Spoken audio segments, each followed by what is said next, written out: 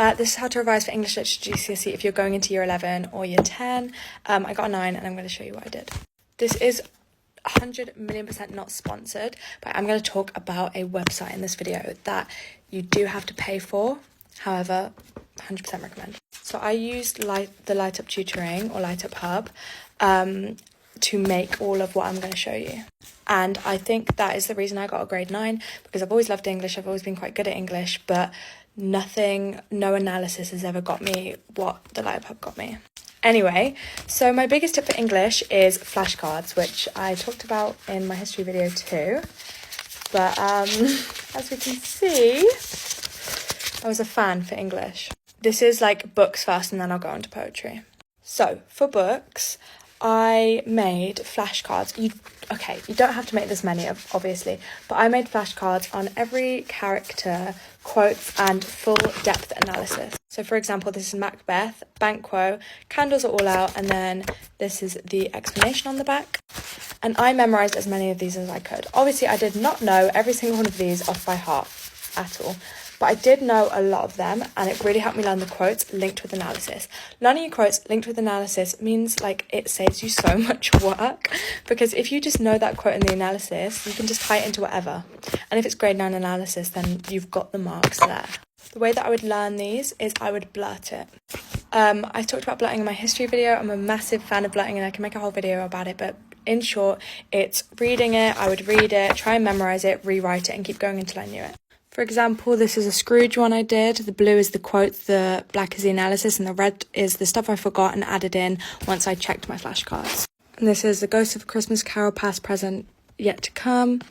For English, context also incredibly important, but the analysis that Light Up Hub gives you has context tied into it, which really helped me because I could never learn just context on its own, and you don't get marks for just adding it in the end. You only get marks if it actually fits, and the analysis in this, it already ties the context into it, so it's just there for you. So you're learning analysis, keywords, techniques, and context, and quotes.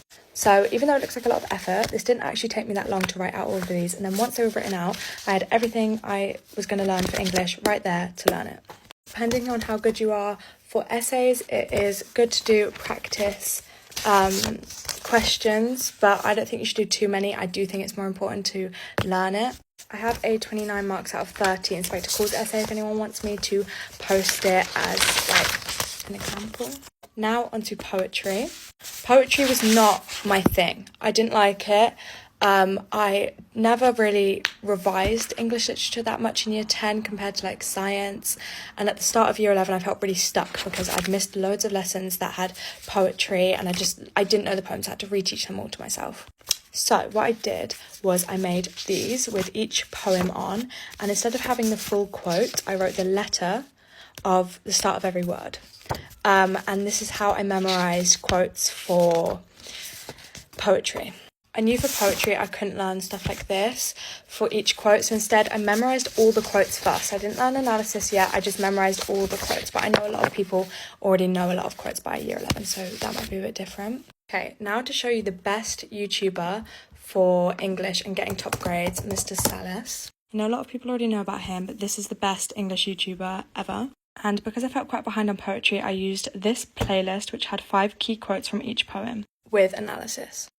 And then, I made these of each poem. Had the poem in the middle with 2 or 3, or maybe 4 quotes of the poem with the analysis around it. And then, you're going to hear this from me a lot, I blurted these. So I'd basically just try to rewrite this whole mind map onto my whiteboard. And that's basically how I learned the poems in quite a short amount of time.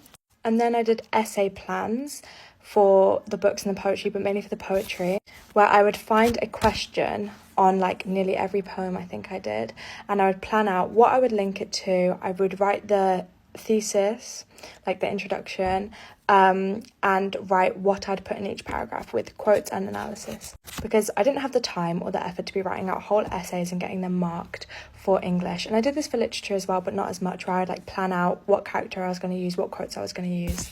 And I really recommend that for English, unless you really struggle with your writing. If it's just about what to include in learning all the quotes and the analysis, planning it is the best way, like just writing down what quotes you would use in what paragraph, briefing what you would say. So for example, this is about London and one other poem. I wrote my thesis because I wanted to practice my thesis.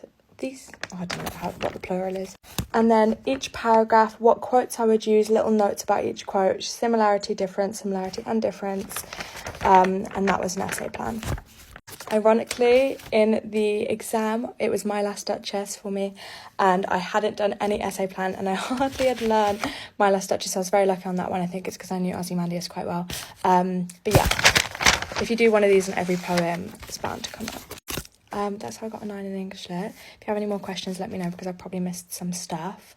But yeah, I really recommend Light Up Up.